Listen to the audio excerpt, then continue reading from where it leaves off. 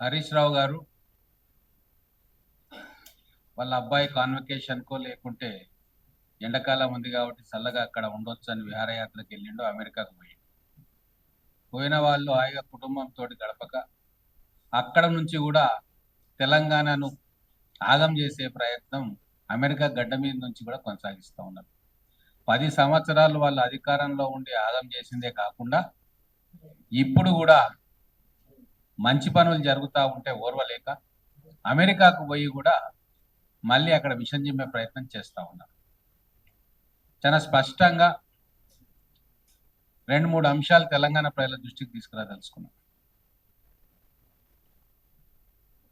Bharat future city అని చెప్పి ఒక కొత్త నగర నిర్మాణానికి రేవంత్ రెడ్డి గారు తెలంగాణ రైజింగ్ విజన్ 2047 అని చెప్పి ఒక అద్భుతమైన ప్రణాళికను గ్రౌండింగ్ చేయబోతా ఉన్నాడు.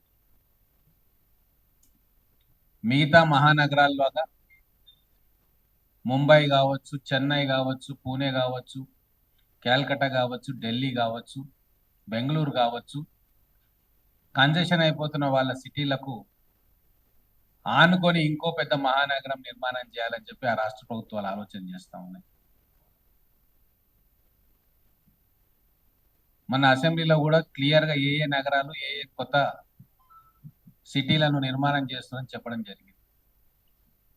చెన్నైకి సిరిపరంబదూర్ దగ్గర, బెంగళూరుకు వైట్ ఫీల్డ్స్ దగ్గర, ముంబైకి నవీ ముంబై, ఢిల్లీకి నోయిడా, గజియాబాద్, గుర్గాం, అహ్మదాబాద్కు సనద్, తర్వాత గిఫ్ట్ సిటీ, క్యాల్కటాకు సాల్ట్ లేక్ సిటీ, ఇట్లా ప్రతి పెద్ద నగరానికి కూడా అనుబంధంగా ఇంకో మహానగరాన్ని నిర్మించే కార్యక్రమం చేస్తూ ఉన్నారు, చేసిండ్రు కూడా.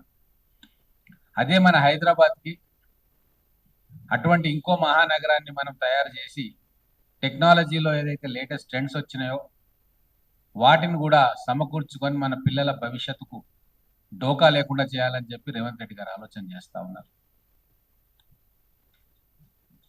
వాళ్ళు ఫార్మాసిటీ అని చెప్పి ఏదైతే కాలుష్యకారక ఇండస్ట్రీస్ తీసుకురావాలని చెప్పి ఆ రోజు 13,500 ఎకరాలను అక్వైర్ చేసే ప్రయత్నం చేసిండ్రు.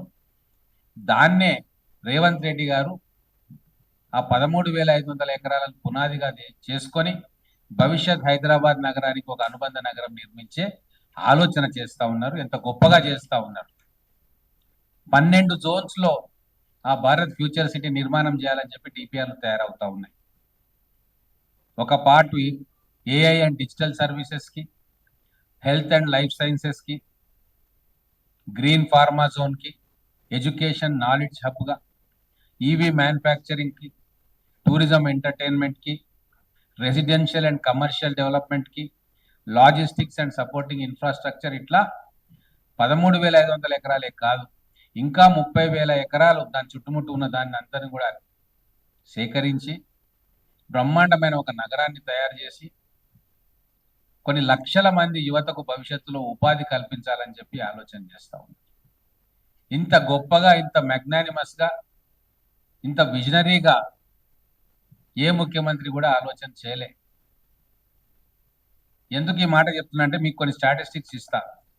ఇప్పటి వరకు 1991లో హైటెక్ సిటీకి శంకుస్థాపన చేసిండ్రు నెదురుమల్లి జనార్దన్ రెడ్డి గారు, కాంగ్రెస్ ముఖ్యమంత్రి.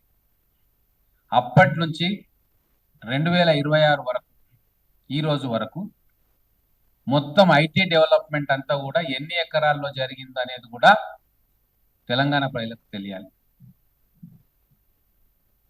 హైటెక్ సిటీ మొదలు వచ్చింది సైబర్ టవర్స్ దగ్గర, అదొక 100 ఎకరాలు. అలాగే రహేజా మైండ్ స్పేస్ అక్కడ 100 ఎకరాలు. దాని తర్వాత రాయదుర్గ్ లేఅవుట్ అని చెప్పి అదొక 450 నుంచి 500 ఎకరాలు. ఫైనాన్షియల్ డిస్ట్రిక్ట్ దగ్గర మళ్ళీ ఒక 100 ఎకరాలు, ఇంకో అడిషనల్ గా 100 ఎకరాలు. మొత్తం హైదరాబాద్ ఐటీ చరిత్ర అంతా కూడా ఈ 800 నుంచి 1000 ఎకరాల లోపలనే ఉంది. ఇన్ని సంవత్సరాల కాలంలో, దాదాపు 36 సంవత్సరాల కాలంలో మన హైదరాబాద్ ఐటీ ఎగుమతులు దేశంలోనే 2వ స్థానంలో ఉన్న విషయం మీకు తెలుసు. 20 లక్షల మందికి ప్రత్యక్షంగా పరోక్షంగా ఉపాధి కల్పిస్తున్న విషయం కూడా మనందరికీ తెలుసు. Subscribe us and press the bell icon for more interesting updates.